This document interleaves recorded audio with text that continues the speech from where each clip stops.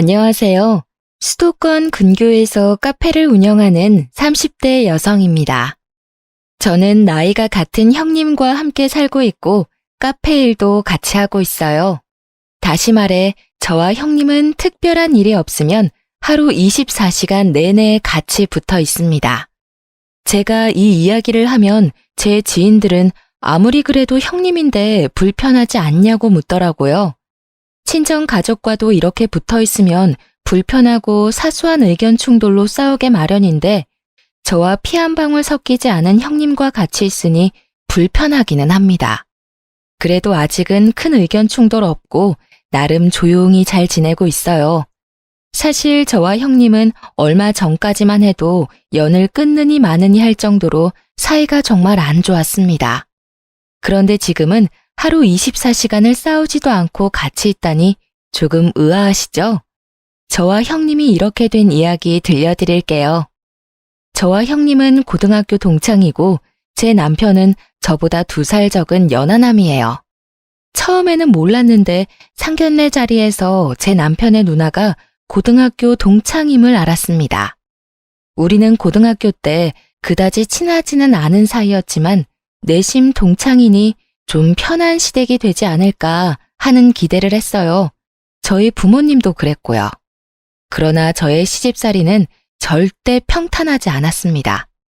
결혼 후 한 달 뒤, 그날은 며느리로서 맞이하는 첫 명절날이었어요. 저는 첫 명절이니 잘 보이고 싶은 마음에 한복을 곱게 차려입고 시댁에 찾아갔습니다. 첫 명절이라고 한복을 입고 온 거야? 애쓰는 건 알겠는데 한복이 틀렸어. 한복이 틀렸다니 무슨 소리야? 야, 이주희, 말 똑바로 못해? 나랑 너랑 고등학교 때는 친구였어도 지금은 내가 너 형님이야. 존댓말 써야지 어디서 지금 반말을 찍찍 뱉어대? 미진이 말이 맞아. 아무리 너희 둘이 같은 학교 동창이었어도 이제는 상황이 달라. 주희 너는 이제부터 미진이한테 꼬박꼬박 존댓말 써가며 형님 호칭 똑바로 붙이도록 하렴. 그래야지 친척들이나 남들한테 싫은 소리 안 들어. 알겠니? 주희야, 엄마랑 나는 너가 혹시라도 나중에 우리 친척 어른들에게 크게 욕먹을까봐 걱정돼서 하는 이야기야. 그니까 이제 절대 여기 시댁에서는 나는 물론 우리 동생에게도 반말하지 마. 알겠어?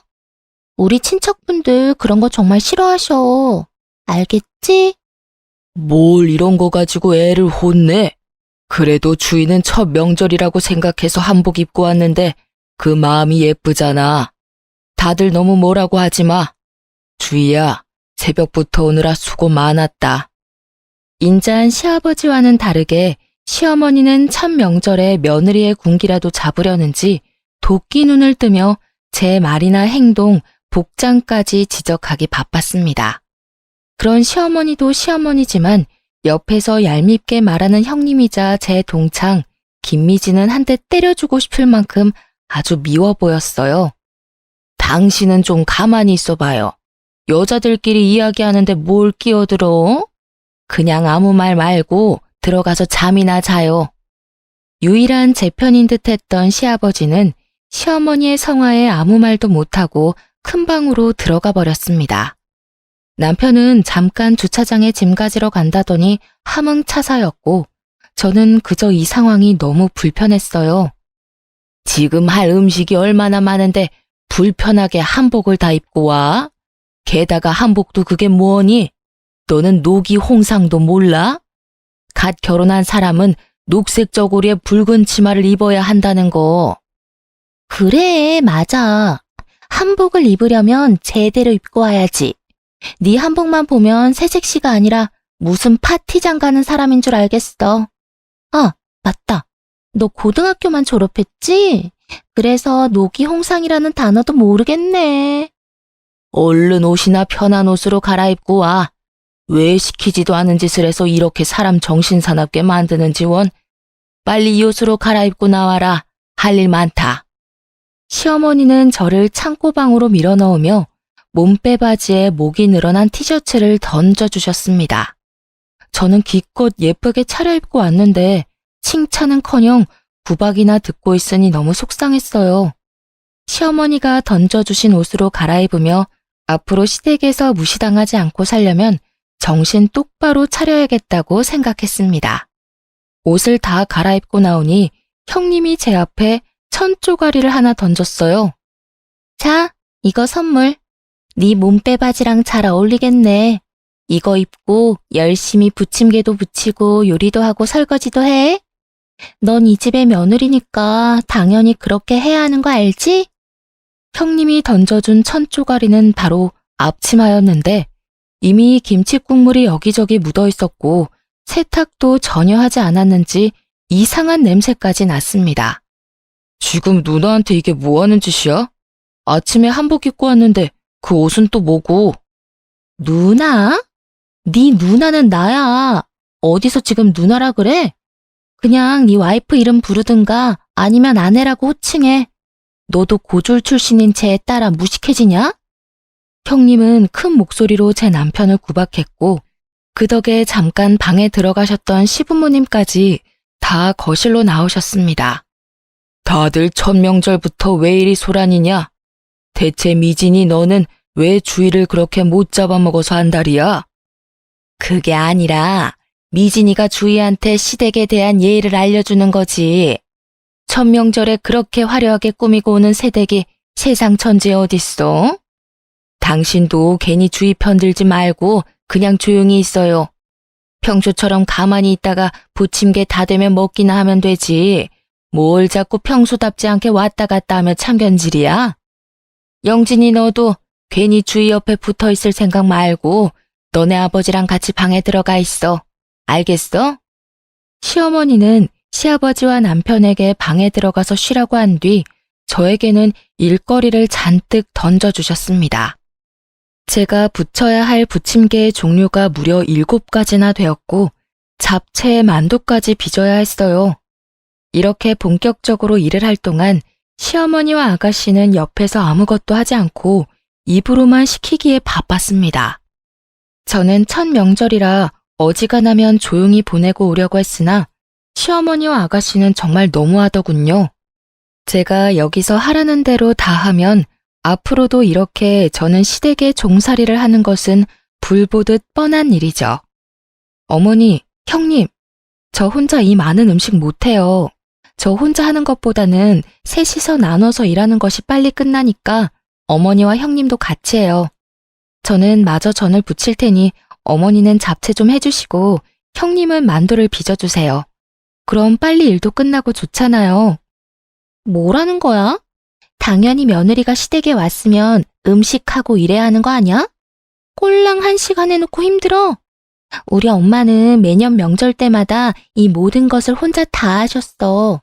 이제 네가 이 집 며느리니까 당연히 네가 다 해야지. 어머니가 이 모든 것을 혼자 다 하실 동안 형님은 옆에서 뭐 하셨어요? 설마 음식하는 거 하나도 안 도와드리고 다 되면 나와서 밥만 축낸 건 아니죠? 너는 어떻게 말을 그렇게 하니? 미진이 얘는 그동안 공부하느라 음식 같은 거 하나도 못해. 얘가 그동안 대학교 졸업하고 지금은 공무원 공부하느라 얼마나 스트레스 받는데 어떻게 이깟 음식 만드는 것을 시키니? 엄마, 쟤는 고졸이잖아. 천하 태평하게 카페에서 커피나 내리고 있는 무식한 게 뭐 그딴 걸 알겠어? 형님은 계속 무슨 말만 하면 제가 고졸이라며 무시를 해댔습니다. 제가 고졸이라는 것이 틀린 말은 아니지만 공부를 못했던 것은 아니었어요. 사실 고등학교 때 저는 전교 1등을 도맡아서 했고 형님은 전교 2등이었습니다.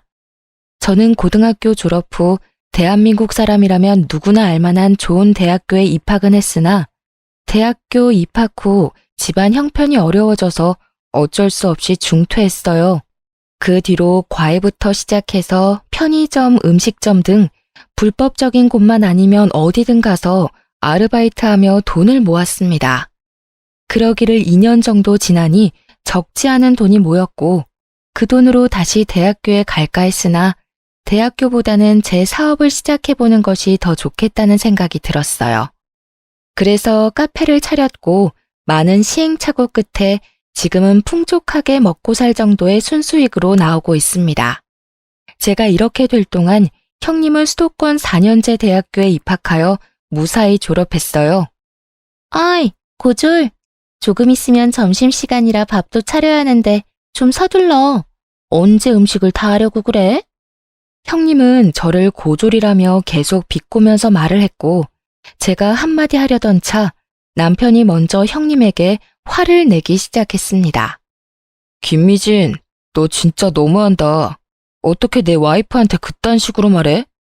솔직히 내 와이프 고졸이기는 하지만 그래도 백수의 명품만 밝히는 너보다 훨씬 더 열심히 살아. 너가 그렇게 함부로 말할 사람 아니라고. 어쭈, 지금 네 와이프라고 편드냐? 아이고, 결혼 안 한 사람 억울해서 어디 살겠어? 사실 형님은 대학교 졸업 후 오랜 기간을 취업 준비생으로만 있다가 30살이 넘은 지금은 4년째 공무원 시험 준비를 하고 있었어요. 다시 말해 형님은 대학교 졸업 후 그 어느 회사에 들어가 본 적도 없고 그저 취업 준비와 공부만 하며 살았습니다. 그냥 부모님의 돈으로 먹고 사는 백수였던 것이죠. 솔직히 가슴에 손을 얹고 생각해봐. 네가 이 집에서 뭘 하는데? 엄마 도와서 집안일을 거들기를 하냐? 아니면 나가서 돈을 벌어오기를 하냐? 4년제 대학교를 졸업하면 뭐해? 30살이나 넘긴 지금까지 취업 하나 못해서 아직도 부모님 돈이나 타먹고 살면서. 그리고 꼴의 분수를 알아야지. 명품은 또 오지게 밝혀요. 내가 뭐 놀기만 해? 나 그래서 지금 공부하잖아. 공무원 되려고 공부하고 있잖아.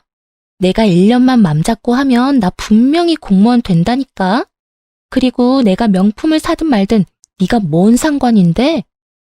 야, 그 명품들 다 네 돈으로 샀어? 내가 부모님께 드리는 용돈으로 산 거잖아. 아니야? 무슨 기생충도 아니고 사람이 염치가 있으면 나가서 아르바이트라도 좀 해. 지 손으로 돈도 한 푼 못 버는 주제에 어디서 지금 신우짓이야? 그리고 내 와이프 이렇게 생각 없이 사는 네가 함부로 무시할 사람 아니야. 다시는 내 와이프 무시하지 마. 형님과 남편의 다툼을 가만히 듣고만 계시던 시어머니는 남편의 등을 짝소리나게 때리셨습니다. 솔직히 저로서는 남편이 틀린 말을 한 것 같지는 않은데 시어머니의 행동이 조금 의아했어요. 김영진, 누나한테 대들어? 주희 너는 도대체 우리 아들을 어떻게 구워 삶았으면 누나한테 큰 소리니? 지금껏 단 한 번도 우리 아들, 딸 이렇게까지 싸운 적 없었다. 너와 결혼하기 전에는 애틋한 남매는 아니었어도 이렇게 싸우지는 않았다고. 제가 구워 삶다뇨. 저는 남편이 맞는 말을 한 것 같은데 왜 그리 저와 남편에게만 화를 내시는지 모르겠네요. 그럼 지금 영진이가 미진이한테 이렇게 대드는 게 맞는 행동이라고 생각하니? 아유, 영진이 쟤는 꼭 자기같이 맹한 년을 데리고 왔구나. 어릴 때도 공부를 지지리도 못하더니 커서도 저렇게 지 고집만 부리고 다녀요. 아유, 속 터져. 사실 남편은 어릴 때 공부하는 것을 정말 싫어했고 성적도 중하위권이었습니다. 이 성적으로 대학교에 가봤자 돈과 시간 낭비라고 생각한 남편은 고등학교 졸업 후 각종 아르바이트를 하며 돈을 모았고 그러다 우연한 기회에 도배 자격증을 따게 되었어요. 어릴 때부터 일해온 탓에 지금은 경력도 꽤 많고 이 업계에 입소문도 나서 어지간한 대기업 연봉만큼은 받으며 일하고 있답니다. 저는 남편이 꽤 성공적인 삶을 살고 있다고 생각하지만 시어머니나 형님은 남편이 대학교도 가지 못하고 도배일이나 한다며 여전히 무시를 당하고 있었어요. 대학교도 나오지 않은 주제에 뭘 안다고 집에서 큰 소리야? 너나 네 와이프나 둘 다 멍청한 건 똑같아. 미진이 말이 맞아. 내가 영진이 네가 아들이라고 얼마나 공들여서 키운 줄 알아? 그런데 너는 대학교도 못 나오고 한다는 일이 꼴랑 남의 집 도배해주는 거야? 그걸로 돈 벌어봤자 얼마나 번다고. 지금은 네 누나가 돈 못 벌지만 그래도 제가 마음 먹고 공부해서 공무원만 돼봐. 그러면 아주 너보다는 100배, 1000배는 돈 더 벌걸? 그놈의 대학교. 내가 대학교는 못 나왔지만 누나처럼 엄마한테 돈 달라고 한 적 있어? 누나처럼 자기 분수도 모르고 명품만 밝히면서 부모 등골 뽑아먹은 적 있냐고. 나 정말 고등학교 졸업 이후로 단 한 번도 엄마한테 10원 한 장 받은 적 없었고 오히려 내가 꼬박꼬박 용돈 보냈어. 그런데 그 잘난 대학교까지 나온 누나는 여전히 백수야. 여전히 엄마 등쳐먹고 살면서 명품이나 밝히는 철없는 백수라고. 세상 사람들에게 물어봐. 내가 더 나은지 아니면 누나가 더 나은지. 시어머니와 남편의 대화는 점점 더 격해졌고 그 이야기를 듣고 있는 저도 화가 많이 났습니다. 사실 저도 대학교 입학은 했지만 결국엔 남편처럼 졸업은 못한 고졸이잖아요. 고졸인 남편을 무시하는 것은 꼭 저를 무시하는 것만 같았습니다. 명절이고 뭐고 다 필요 없어. 누나, 가자. 이딴 집구석 이제 다시는 오지 말자. 남편은 화가 많이 나서 제 손을 잡아 끌고 가져온 짐을 챙기기 시작했습니다. 시어머니와 형님은 남편을 말리기 시작했고 시끄러운 소리에 방에서 주무시던 시아버지까지 나오셨어요. 이게 지금 뭐 하는 짓이야? 기분 좋은 명절날 왜 싸움박질이나 하고 있느냐고. 누나가 왜 아직도 지 앞가림 못하고 저러고 사는지 알아요? 두 분 다 누나만 오냐오냐 해줘서 저렇게 생각 없이 자란 거예요.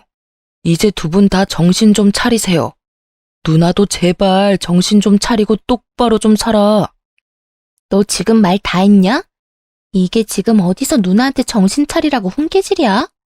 이래서 집에 여자가 잘 들어와야 하는데 며느리가 공부 잘하는 며느리였으면 이 상황을 현명하고 지혜롭게 마무리했을 텐데 주위 너한테 실망이구나. 네? 아버지, 지금 어떻게 말씀을 그렇게 하세요? 이 상황이 저의 최종 학력이랑 무슨 상관이에요? 저에게 한없이 인자하셨던 시아버지마저 저의 최종 학력을 들먹이며 이 모든 상황이 다 저 때문에 일어난 것처럼 탓하셨습니다. 남편은 그런 소리 듣지 말라고 하며 제 손을 끌고 밖으로 나갔어요. 그러고는 제게 너무 부끄럽다며 이제 시댁에 오지 말자고 하는데 순간 남편의 눈에서 눈물이 한 방울 툭 떨어졌습니다. 그 눈물을 보니 그동안 이렇게 차별만 당하고 살아왔을 남편이 짠했어요. 그리고 며칠 뒤 한창 바쁘게 일하고 있는데 시어머니가 제 카페에 찾아오셨습니다.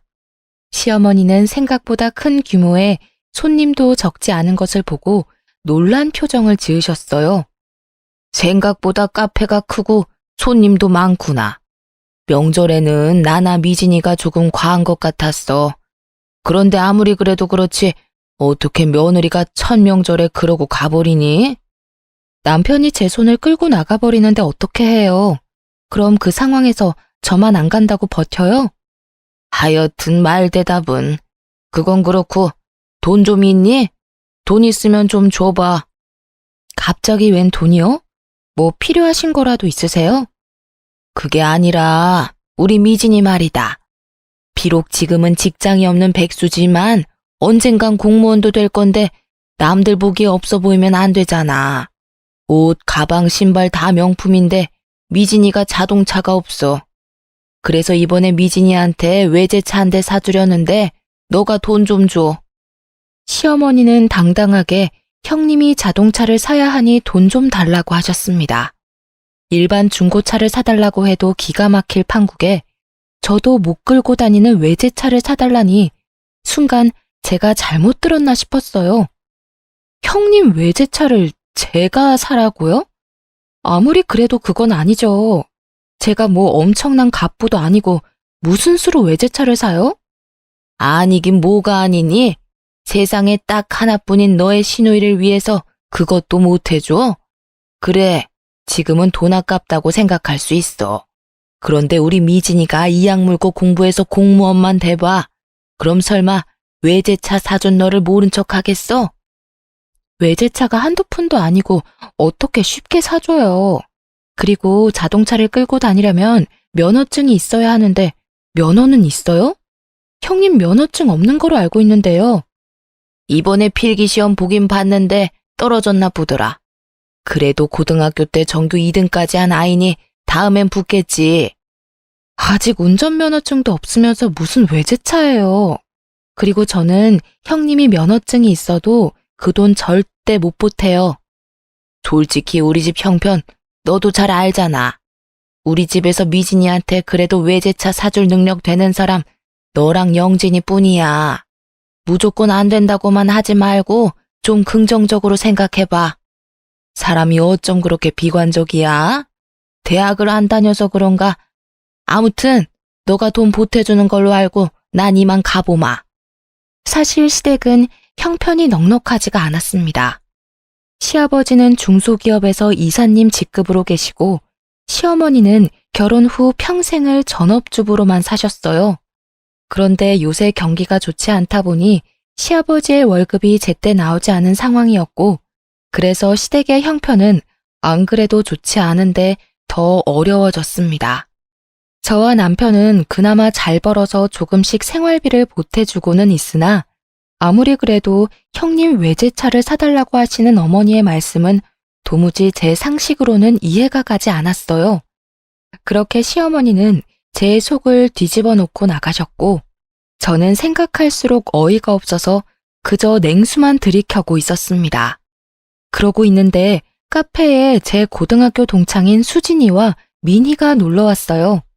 이 친구들은 둘 다 결혼해서 어린 아이들을 키우며 살고 있고 한 달에 한 번꼴로 제 카페에 찾아와 꼬박꼬박 매상을 올려주고 있습니다. 친구인이 돈을 받지 않겠다고 해도 이런 돈은 반드시 다 받아야 한다며 기어이 1원 한 푼도 빼놓지 않고 다 계산하고 가는 고마운 친구들이랍니다. 저는 마침 손님이 없어서 수진이와 민희와 함께 수다를 떨다가 명절 이야기가 나왔어요. 주인은 이번 첫 명절 어땠어? 미진이가 잘해줘? 말도 마. 아주 말끝마다 고졸이라며 나를 무시하는데 화가 너무 나더라. 걔가 널 무시해? 하긴 걔가 고등학교 때 전교 2등이어서 전교 1등인 너를 무지 싫어했잖아. 그래서 신우짓이라도 하고 싶었나 보네. 그런데 걔는 뭐하고 살아? 결혼은 했어? 아니면 회사 다니나? 대학교 졸업하고 지금까지 취업 못하고 부모님께 용돈 받아서 생활하고 있어. 당연히 결혼도 못했고. 지금은 공무원 시험 준비한답시고 놀고 있는 것 같더라.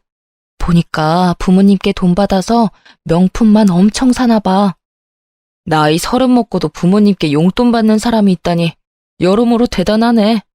시어머니는 어떠셔? 시어머니도 완전히 김미진 편이지. 사실 조금 전에 시어머니 왔다 가셨는데 나한테 세상에 딱 하나뿐인 신우의 외제차를 사달란다. 나도 못 끌고 다니는 외제차를 내가 사줘야 하는 거니? 네가 왜 미진이 걔 차를 사줘? 게다가 외제차? 외제차가 네 집 개 이름도 아니고 그걸 어떻게 사줘? 정말 너무하시네. 근데 웃긴 건 우리 형님 말이다. 운전면허도 없어. 심지어 이번에 면허 필기 시험에서 뚝 떨어졌어. 우리 셋은 한참을 신나게 이야기하고 있는데 갑자기 미니가 옆을 보며 당황하는 표정을 지었습니다. 미니의 시선을 따라가 보니 거기에는 형님이 화가 잔뜩 난 표정으로 저를 두리번거리며 찾고 있었어요.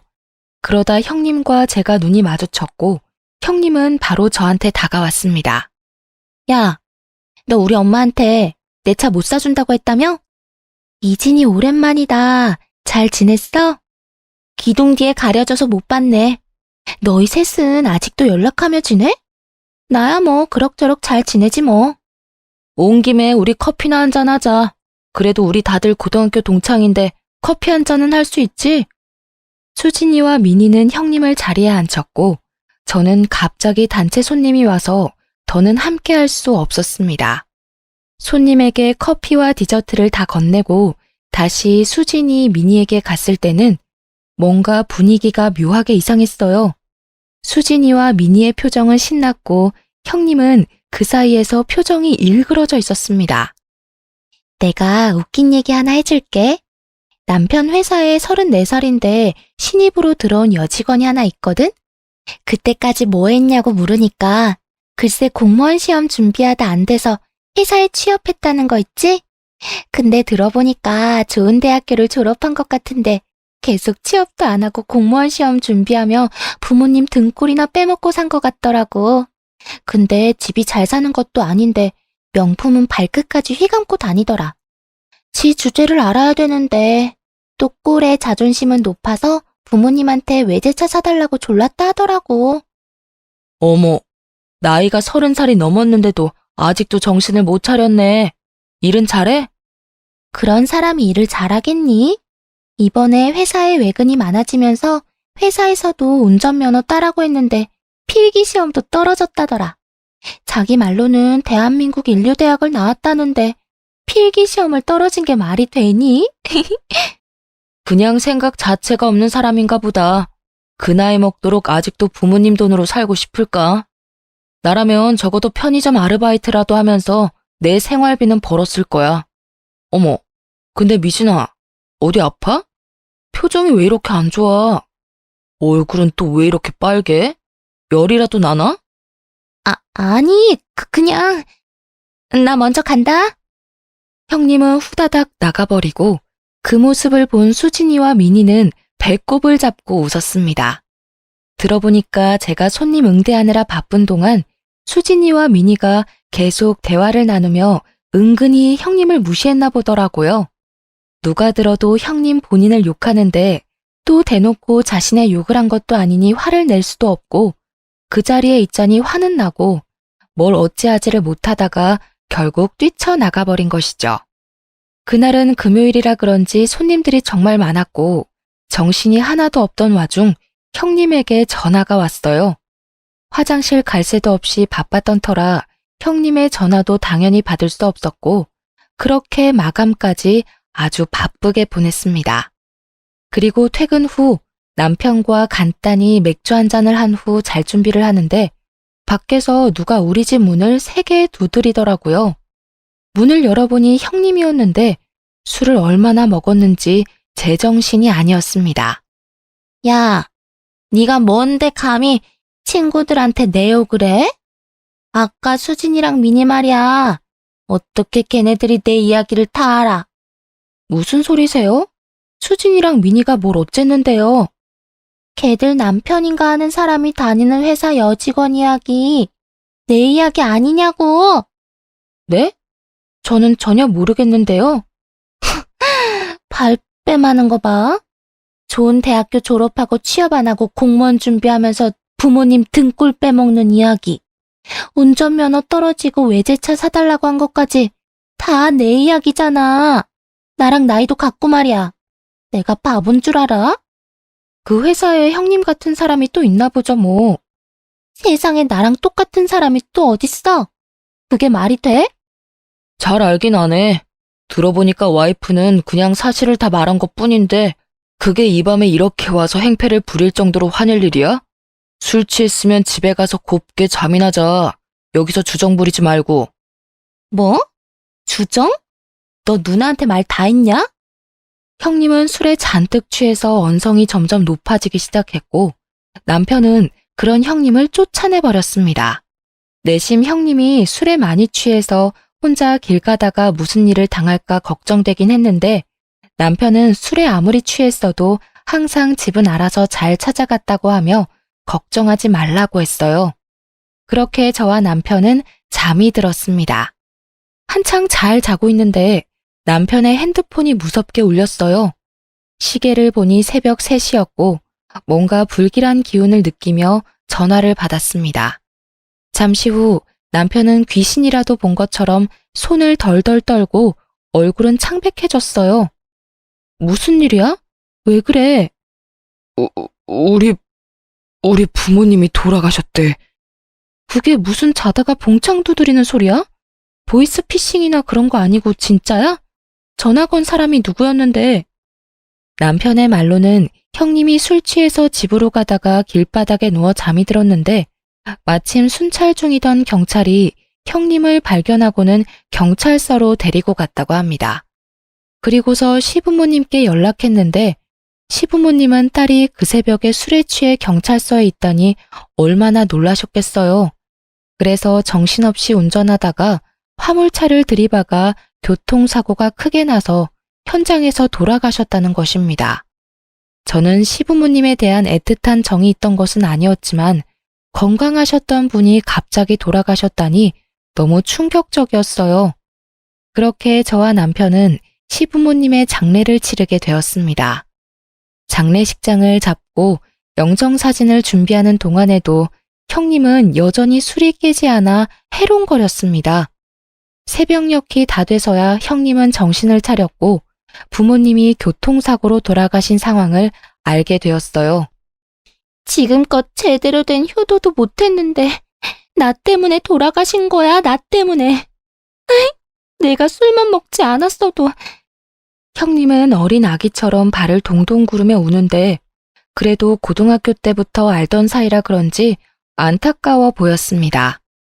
그래서 형님 옆에 앉아 형님의 어깨를 토닥였는데 형님은 저를 째려보더니 확 미는 것이 아니겠어요? 이게 다 너 때문이야. 네가 우리 엄마가 찾아갔을 때 돈 빌려준다는 소리만 했어도, 아니지, 수진, 미니 그년들한테 내 이야기만 하지 않았어도 내가 이렇게 술은 마시지 않았을 거다냐. 그럼 우리 부모님 두 분 다 이렇게 허망하게 돌아가시지는 않았겠지. 형님의 어이없는 억지에 저는 기가 막혀서 말이 안 나왔습니다. 사고로 돌아가신 것을 다 제 탓을 하는데 제가 거기서 뭐라 맞받아칠 말이 하나도 생각이 나지 않더라고요. 너도 솔직히 우리 부모님 싫었지? 넌 지금 속으로 신나서 만세 삼창이라도 부르고 싶겠다, 그치? 무슨 말을 그렇게 해.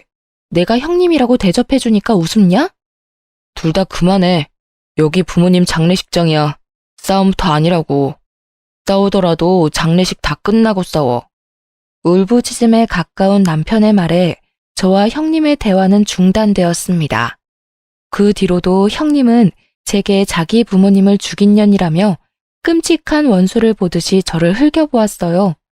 남편은 형님의 그런 모습을 보면서도 아무런 말도 하지 않았습니다. 그저 부모를 잃은 상실감과 깊은 슬픔에 빠져 주변 상황 따위는 전혀 보이지 않는 듯 했어요. 저는 그런 남편을 따라 형님이 제게 어떤 소리를 하든 철저히 못 들은 척하며 손님 맞이를 했습니다. 형님은 그런 제가 더 얄미워 보였는지 더 큰 소리로 제 욕을 해대기 시작했지만 저나 남편이나 그런 형님을 무시했어요. 그렇게 슬프기도 화가 나기도 한 장례식을 무사히 마치고 집에 돌아가려는데 형님이 저를 붙잡았습니다. 야, 인사 안 해? 부모님 돌아가셨으니까 이 집의 가장 윗사람은 나야. 이제 내 말 깍듯이 잘 들으라고. 그런데 넌 참 뻔뻔하다. 엄밀히 말하면 우리 부모님 죽인 사람이 바로 넌데 무슨 낯짝으로 끝까지 장례식장에 있어? 도대체 내가 왜 니네 부모님을 죽인 사람인데? 내가 진짜 장례식 하는 동안 참고 또 참았는데 이제 더는 못 참겠다. 네가 못 참으면 어쩔 건데. 그래봤자 넌 내 동생의 와이프, 즉 내 미치야. 알겠어? 그리고 시부모님 돌아가셨다고 바로 나한테 반말이냐? 야, 존댓말 똑바로 안 해? 형님은 저에게 매섭게 눈을 부라리며 제 뺨을 때렸습니다. 순간 장례식을 치르며 참고 참았던 제 화가 폭발하여 저도 형님의 뺨을 때렸어요. 지금 뭐하냐? 감히 네가 내 뺨을 때려? 미쳤어? 제정신이야? 왜? 너는 내 뺨 때려도 되고 난 네 뺨 때리면 안 되냐? 누나, 그만해. 내가 장례식 내내 지켜봤는데 이 인간은 그냥 사람이 아니야. 지금 부모님도 다 돌아가신 이 마당에 그동안 자기가 한 짓들을 후회해야지. 후회는커녕 왜 아무 잘못도 없는 남 탓을 해. 나 이제 친누나 없고 형제 하나도 없다고 생각하며 살 테니까 누나도 괜히 사람 같지도 않은 저 인간 때문에 스트레스 받지 마. 야, 니랑 전혀는 이혼 도장 찍으면 남남이지만 너랑 나는 피가 섞인 남매야. 가족이라고. 그런데 어떻게 네가 그딴 식으로 말해? 가족도 가족다워야지. 네가 그러고도 인간이냐? 그렇게 부모님 등골 쭉쭉 빼먹고 항상 자기 탓은 안 하고 남 탓만 하고 살지. 어디 한번 계속 그렇게 기생충처럼 살아봐. 어디 얼마나 잘 먹고 잘 사나 내가 두고 볼게. 아니다. 그냥 알아서 잘 살아. 이제부터 우리는 남남이야. 알겠어? 이제 누나가 죽든 말든 신경 안 쓸 테니까 누나도 다시는 나한테 연락하지 마. 남편은 장례식 내내 참아왔던 분노를 터뜨리고는 다시는 보지 않겠다 다짐을 하고 집으로 돌아왔습니다. 그렇게 한 달 뒤 카페에서 일하고 있는데 형님이 제 카페에 찾아왔어요. 순간 장례식장에서의 일이 생각나 확 쫓아내버릴까도 생각했지만 무슨 말을 하러 왔나 궁금해서 일단 들어오라고 했습니다. 카페는 여전히 잘 되네. 내가 부탁을 좀 하나 하려고 하는데 요새 내가 취업 준비하느라 조금 바쁘거든? 네, 형님도 이제 공부해도 안 되는 공무원 말고 취업 준비하셔야죠. 잘 생각하셨어요. 말 얄밉게 하는 건 여전하네. 그런데 면접 보러 가려면 정장도 필요하고 어울리는 구두도 있어야 하는데 지금 돈이 없어. 사실 부모님이 주신 돈 다 써버렸거든. 부모님이 뭐 보험을 들어놨던 것도 아니고 말이야. 설마, 그래서 제게 돈을 달라고 오신 건 아니죠? 나도 양심이 있고 염치가 있어. 날 뭘로 보고. 그냥 내가 정식으로 취업하기 전까지만 여기 카페에서 일하게 해줘. 상황을 보아하니 항상 돈을 주시던 시부모님이 돌아가시니 형님은 경제적으로 힘들었고 그래서 제게 도움을 요청하러 온 것 같았습니다. 그런데 형님의 표정은 여전히 당당했고 기고만장했어요. 형님, 그런데 저는 지금 있는 직원으로도 충분해서 더는 사람을 고용할 계획이 없는데요. 뭐 정 급하시면 최저 시급 받으며 설거지나 주방 청소는 어때요? 그거라도 하실 수 있겠어요? 뭐? 설거지나 주방 청소? 날 뭘로 보고 그런 일을 시켜? 내가 이 나이 먹고 그런 일을 어떻게 해? 나 이래봬도 대한민국 국민이라면 다 아는 대학교 나온 여자야. 난 최저 시급 받으면서 그런 일 못해. 못하시겠으면 가서 다른 일 알아보시던가요. 저는 굳이 사람이 필요하지 않아요. 형님은 씩씩대면서 카페를 나갔고 저는 그러든 말든 신경 쓰지 않았습니다. 그런데 다음날 형님이 다시 카페에 찾아왔습니다. 어제도 오셨는데 오늘은 또 무슨 일이세요? 어제 네가 그랬지? 설거지에 주방 청소 아르바이트 시켜줄 수 있다고. 뭐 여기서 돈 벌어봤자 코딱지만큼이겠지만 그래도 한번 그 일이라도 해볼게. 요새 경기가 어려워져서 그런가 아르바이트 자리가 어쩜 이렇게 하나도 없는지. 당분간 그 일이나 좀 하지 뭐. 그래도 되지? 형님은 어제 계속 아르바이트를 구하려 했지만 생각보다 쉽지 않았는지 다시 제 카페에 찾아와 일을 해보겠다고 했습니다. 솔직히 형님이 못 믿어왔지만 그래도 고등학교 때부터 알던 사이였기에 속는 셈 치고 한번 일을 맡겨보기로 했어요. 그렇게 2시간이나 지났으려나요?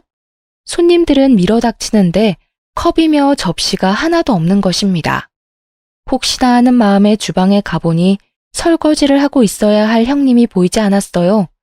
화장실에도 매장에도 그 어디에도 보이지 않아 형님에게 전화를 걸었습니다. 야, 나 몸살 난 것 같아. 설거지 못하겠어. 몸살? 고작 2시간 일하고 몸살? 하긴 나이 34살 먹도록 아르바이트 한번 제대로 해보지 않은 네가 뭘 할 수 있겠니?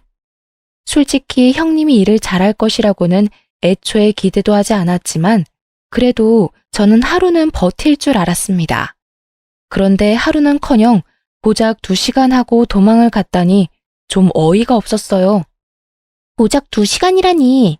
내 생에 그렇게 힘든 일은 처음이다. 그리고 말이야, 설거지하면서 생각해보니까 내가 이래봬도 대한민국에서 알아주는 4년제 대학교 나온 여자잖아. 그런 내가 고작 최저시급 받으면서 설거지나 한다는 게 어디 말이 되니? 그래서 내가 관둔 거야. 내가 때려치운 거라고. 야, 내가 정말 너 고등학교 동창이기도 하고 너보다 사회생활을 더 많이 한 사람으로서 충고 한마디 하는데 인생 그따위로 살지 마. 야, 꼰대냐? 그깟 아르바이트 좀 더 많이 해봤다고 어디서 나를 가르치려 그래? 내가 너보다 더 윗사람인 거 잊었어? 윗사람이면 윗사람처럼 행동해, 김미진. 이제 이 세상에 너의 어리광 받아주고 너가 필요할 때마다 돈 주시던 너의 부모님 안 계셔. 이 세상에 너를 쉽게 받아줄 사람 아무도 없다고. 너도 이제 정신 좀 차리고 똑바로 좀 살아. 알겠어? 야, 어디서 고졸 주제에 나를 가르치려 그래? 대학교 졸업장도 없는 주제에. 그깟 대학교 졸업장이 뭐가 그리 중요하다고. 뭐 있으면 없는 것보다는 낫겠지. 그런데 말이야, 지금 세상이 변했어. 너 생각처럼 명문대학교 졸업장이 너를 먹여 살려주는 그런 시대 이젠 아니라고. 정신 좀 차리고 현실을 제대로 봐. 알겠어? 내가 마음만 먹으면 대기업 어디든 다 갈 수 있어. 알아? 나중에 내가 대기업 취직하면 나한테 돈 달라는 소리나 하지 마. 그래, 제발 부탁이다. 제발 마음 좀 딱 먹고 대기업이든 중소기업이든 어디 회사 생활이나 한번 좀 해봐. 그래서 내 앞에서 한번 떵떵거려 보라고. 알았냐? 형님은 화를 잔뜩 내며 전화를 끊었고 그 뒤로 연락이 되지 않았습니다. 엄밀히 말하면 저나 남편이나 굳이 형님에게 연락하지 않았어요. 솔직히 남편도 그동안 고졸에 도배일이나 한다며 형님한테 하도 무시당하고 살아서 남편도 형님에 대한 애틋한 감정 따위는 없었거든요.